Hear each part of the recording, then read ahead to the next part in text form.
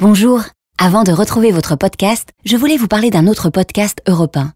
Il s'appelle Sage Meuf. Il parle de la maternité avec des témoignages de jeunes parents et tous les conseils pour gérer au mieux l'arrivée d'un bébé.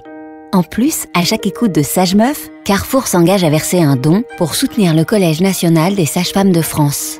Avec les marques Carrefour Baby et Tex Baby, Carrefour accompagne les bébés au quotidien. Des produits alimentaires et d'hygiène, du textile, de l'équipement. Avec Carrefour, on a tous droit au meilleur. Et surtout les bébés.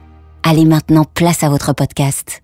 Mon amour, je t'aime tellement si tu savais, mais la vie ensemble n'est plus possible. Je sens que si je continue avec toi, c'est ma peau que tu auras. Il faut que je te dise, nous devons en rester là, au moins pour quelque temps.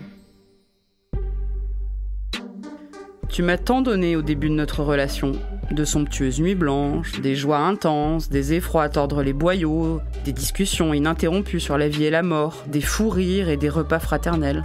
Chaque heure passée auprès de toi était si savoureuse.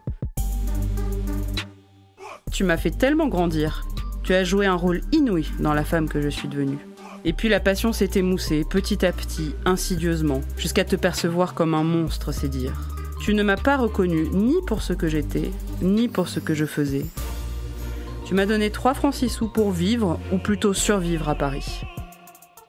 Tu as mis en danger les gens dont j'aimais m'occuper, mes patients adorés. Moi, sage-femme, tu as voulu me réduire au statut d'ingénieur du corps. Tu as voulu métamorphoser mon art, ma belle profession, en une quête de fric. Chaque acte médical égale un code, égale une rentrée d'argent pour l'hôpital. Alors il en faut toujours plus vite. Et mon carrosse s'est transformé en citrouille. Et ça, je ne l'oublierai jamais. Rancune éternelle. Tu m'as interdit de me nourrir correctement par manque de temps et tes plateaux de garde en plastique n'offraient que de la pâtée pour chien. Merci pour les nausées. Tu ne me donnais jamais de temps pour mes patients, mais par contre, pas de problème pour des réunions où l'on brasse du vent. Tu me parlais de plus en plus d'économie et de moins en moins de médecine. Tu as bousillé des confrères et des consoeurs que je chérissais. Tu m'as obligée à rester assise des heures entières derrière un ordinateur, comme si c'était là que s'exerçait l'obstétrique.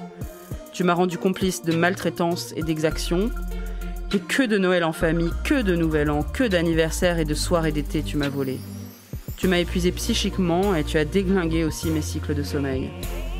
Tu m'as fait remplir plus de formulaires inutiles que les poubelles jaunes de Paris ne pourront jamais en contenir. Je ne dis pas que j'étais parfaite, loin de là. Mais ce dont je suis sûre, c'est que tu as très mal agi. Il y a eu un dernier sursaut d'amour. Récemment, on s'est un peu rabiboché.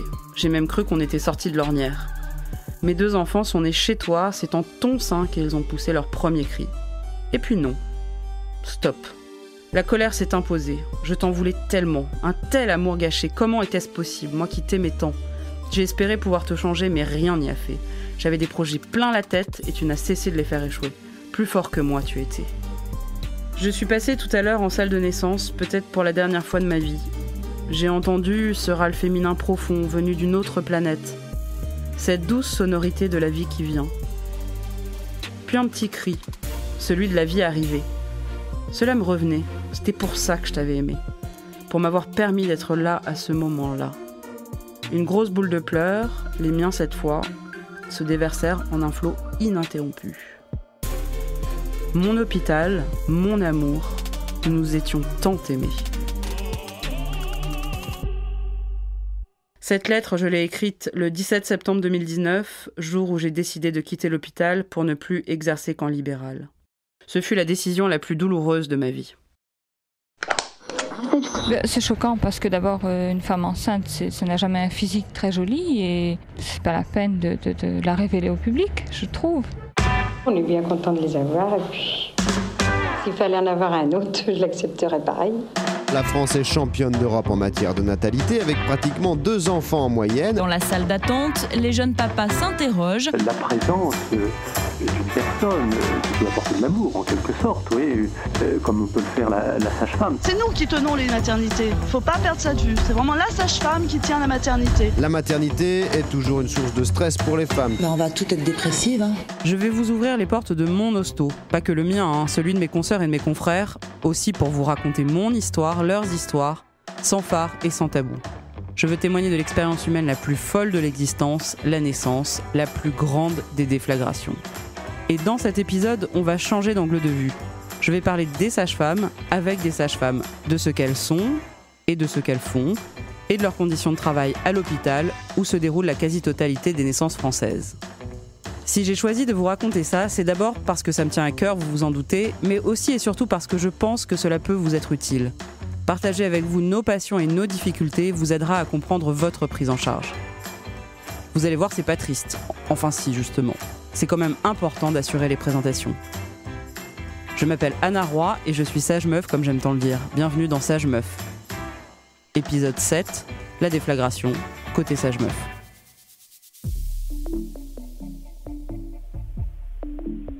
Nous refusons complètement de pointer parce qu'on nous demande actuellement de rentrer dans un système informatique qui doit rendre l'hôpital rentable. Et nous ne pouvons pas accepter que notre travail soit quantifié en horaire, alors que le travail d'une sage-femme qui a des responsabilités médicales ne se mesure pas en heures. Quand nous suivons une femme toute la nuit, nous restons après notre heure de travail pour accoucher cette femme. Parce qu'il s'est passé sentimentalement des choses avec elle et nous allons jusqu'au bout. Aucune naissance française ne se passe sans l'assistance d'une sage-femme, sauf exception bien sûr des accouchements inopinés. Les sages-femmes sont véritablement les gardiennes du bon déroulé des naissances françaises. Nous exerçons à l'hôpital, en libéral, en maison de naissance, en PMI, centre de protection maternelle et infantile, et ailleurs aussi. Mais aujourd'hui, je vais vous parler spécifiquement de notre travail à l'hôpital. Et pour ça, j'ai invité un ami et confrère. Bonjour, moi c'est Adrien Gantois, je suis sage-femme libérale dans une maison de santé en Seine-Saint-Denis et je suis aussi président du Collège national des sages-femmes. Le Collège national des sages-femmes, c'est quand même un sacré truc. C'est la société savante qui mutualise toutes les connaissances scientifiques et qui, grâce à cela, édite des recommandations pour la pratique clinique. Et c'est pas la même chose que l'ordre des sages-femmes. Alors Adrien, dis-nous, c'est quoi une sage-femme ?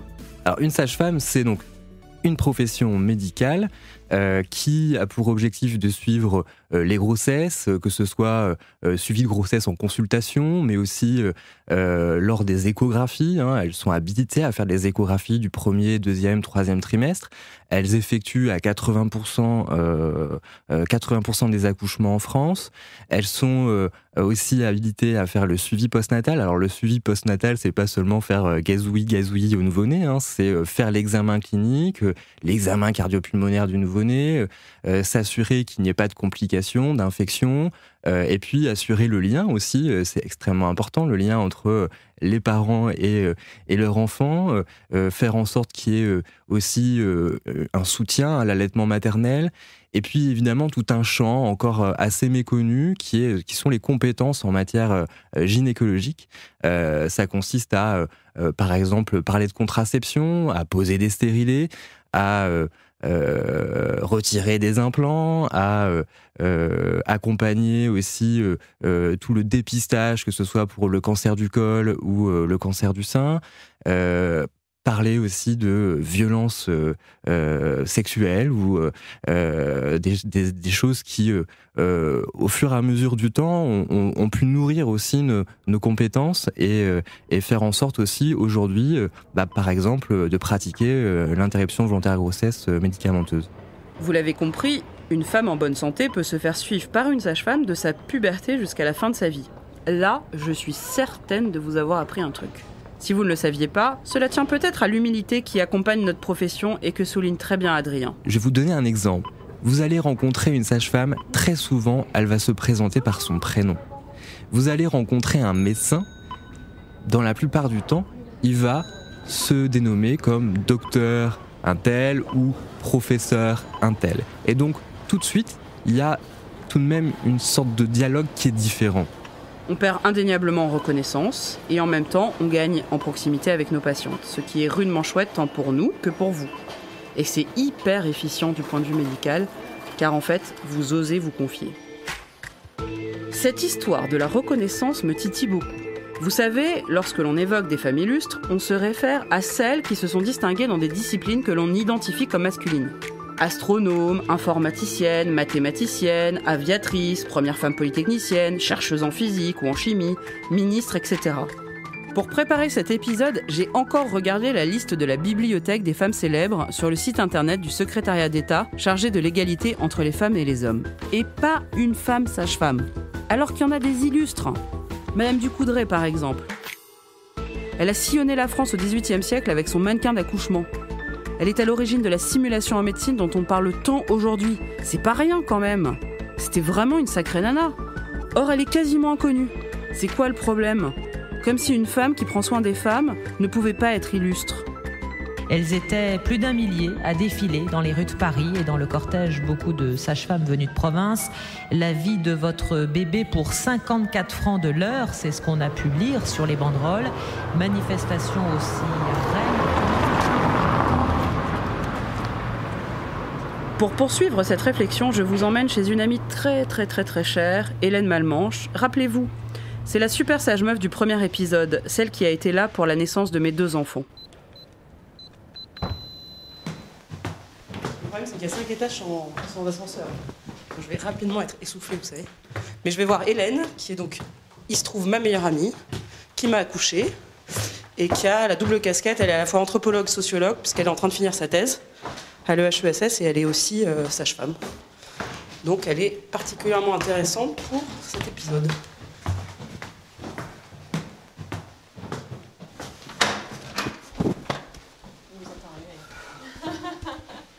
Comme à notre habitude, on discute à bâton rompu sur ce que c'est et ce que ça représente d'être sage-femme. Et cette fois, pour le comprendre, Hélène me propose un détour. Je pense qu'avant de savoir ce que c'est qu'une sage-femme, il faut savoir ce que c'est que la naissance. Et je crois bien que ça me semble un détour nécessaire.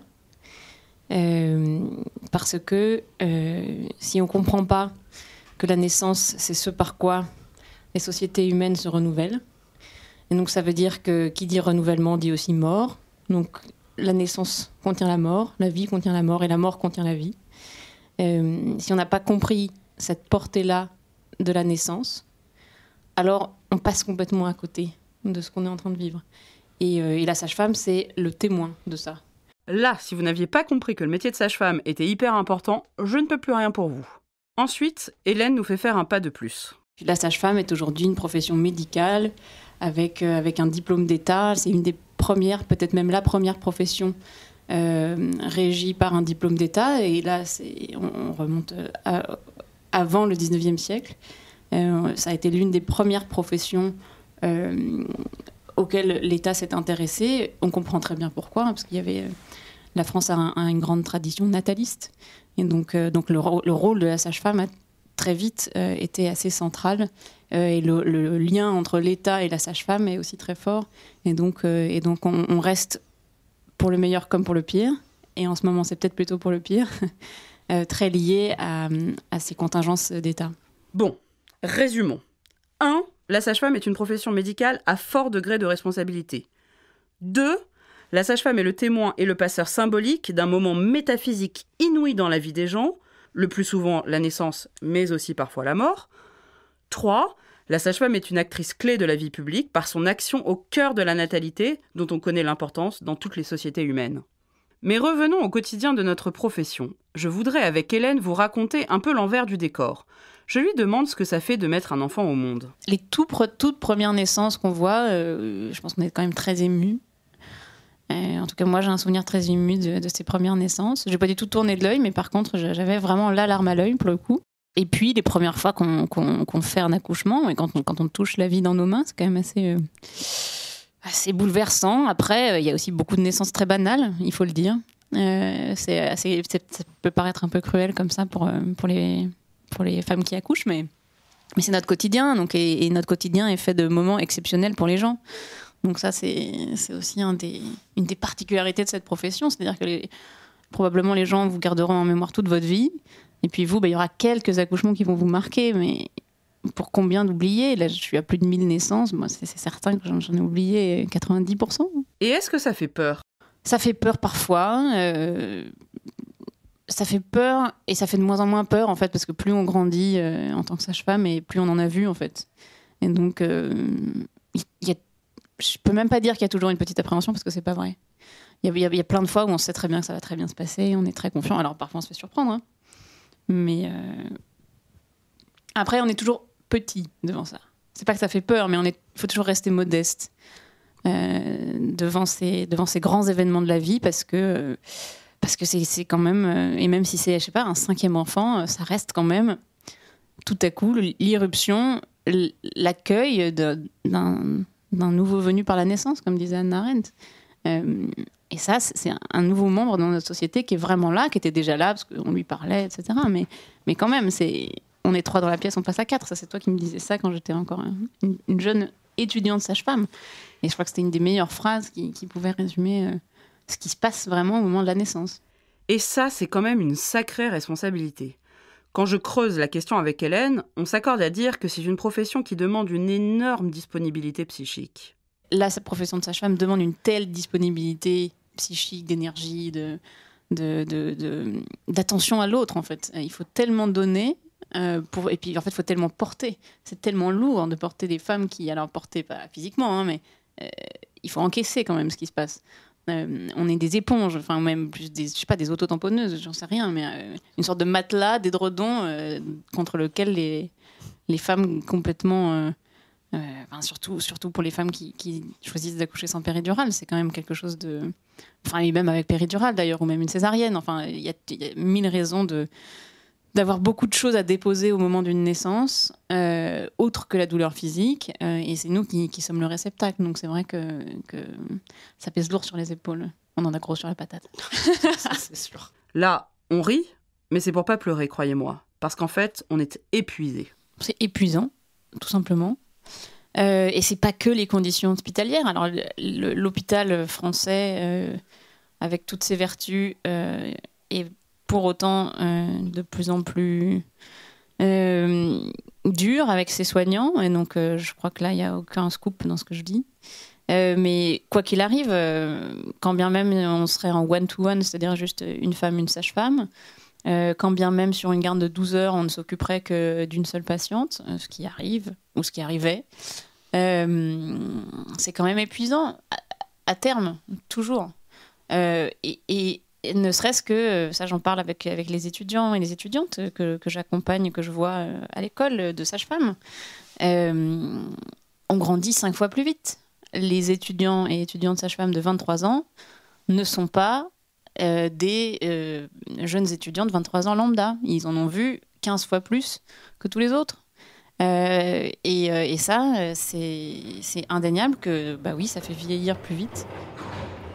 L'épuisement des sages-femmes n'est pas un sentiment. Une enquête publiée le 3 juin 2020 et menée par le Collège national des sages-femmes, conjointement avec l'Université Paris 8, révèle que 40% des sages-femmes hospitalières souffrent de burn-out. Une autre étude, menée par le Conseil de l'ordre des sages-femmes cette fois, le 1er juin 2020, révèle que seulement 25% des sages-femmes se sentent bien et que plus d'une sage-femme sur 2 envisage de quitter la profession. Tout cela est extrêmement préoccupant pour les sages-femmes et la santé des femmes.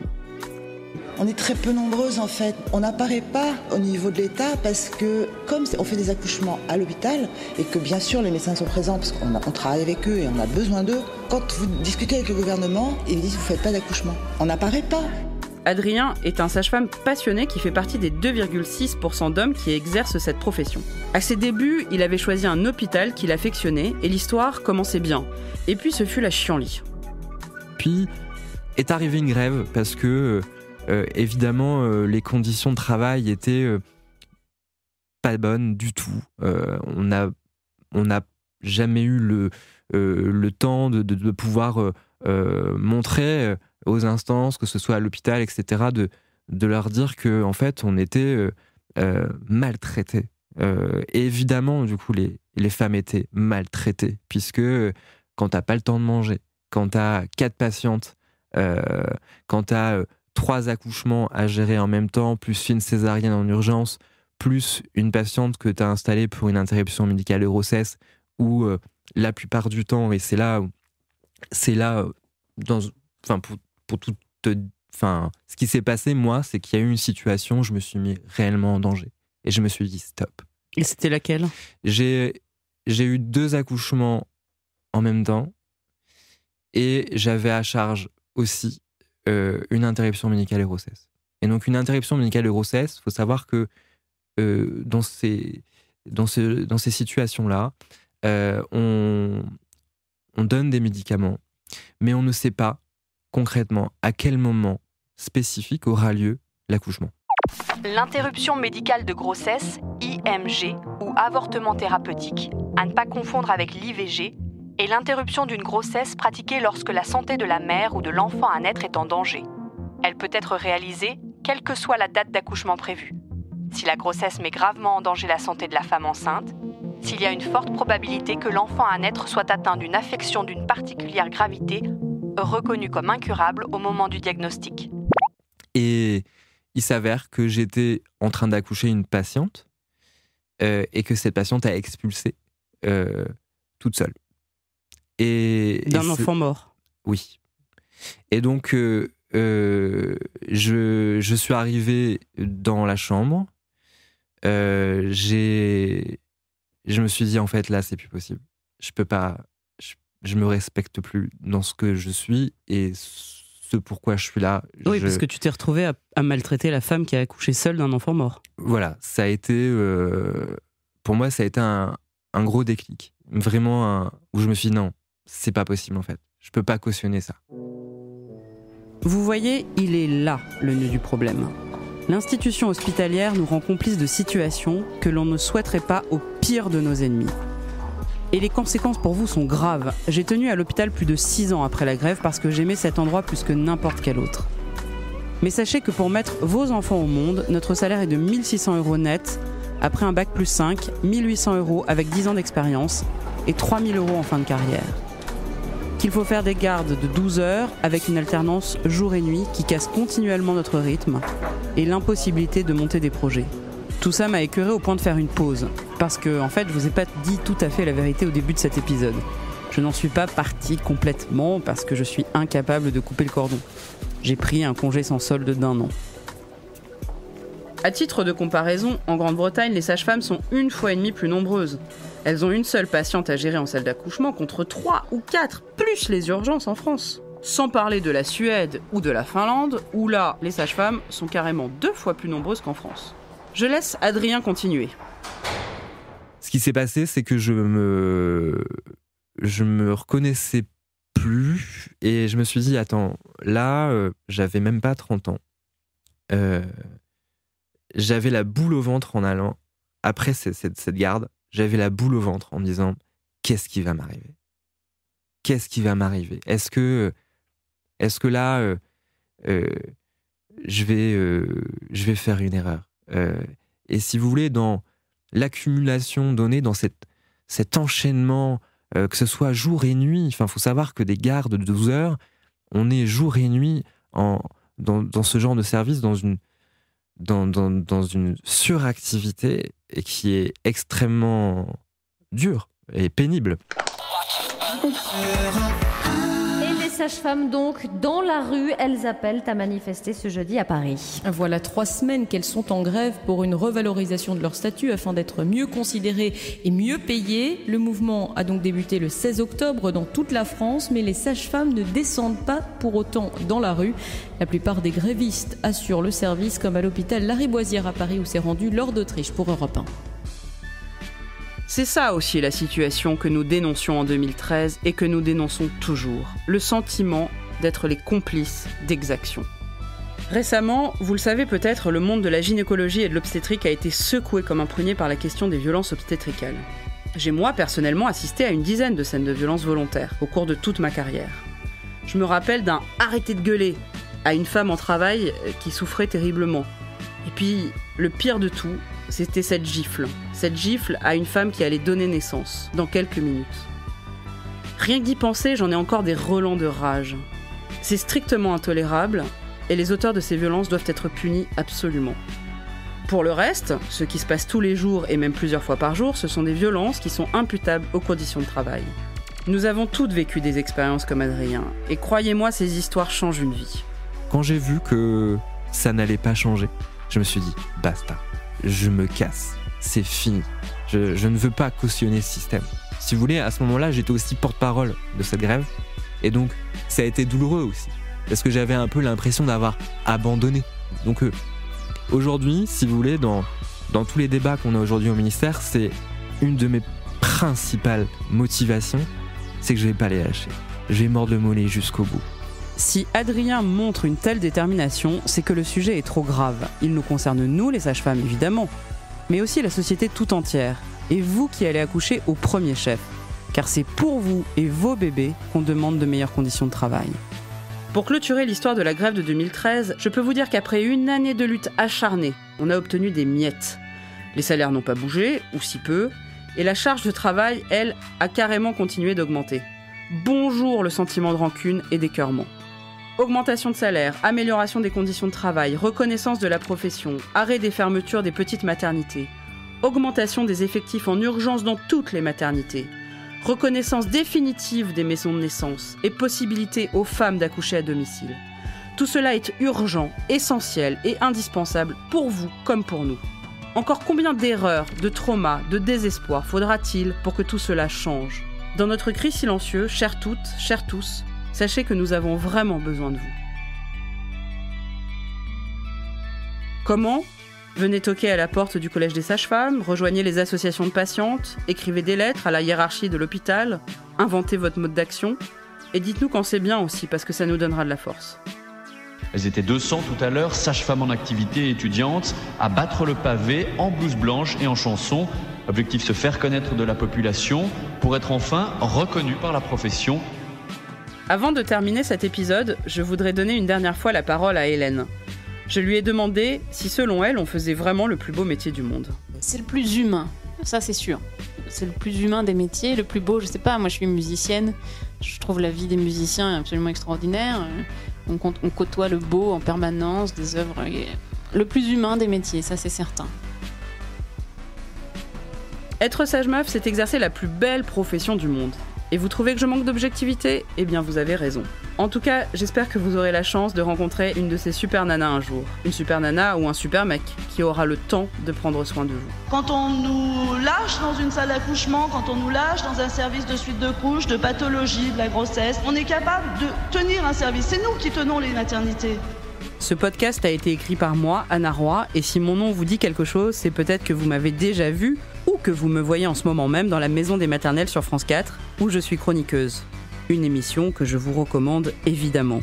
Sage Meuf est un podcast Europe 1 Studio, produit par Adèle Ponticelli. Il est réalisé par Charlène Noyoux. Merci à Hélène et Adrien pour leur partage d'expérience, ainsi qu'à Fanny Rascle et Julien Or pour la prise de son chez Hélène. N'hésitez pas à commenter, à partager, à questionner ou que sais-je encore sur mon Instagram AnnaRoy75. Et si ce podcast vous a plu, n'oubliez surtout pas de vous abonner sur votre plateforme d'écoute préférée et nous mettre plein d'étoiles.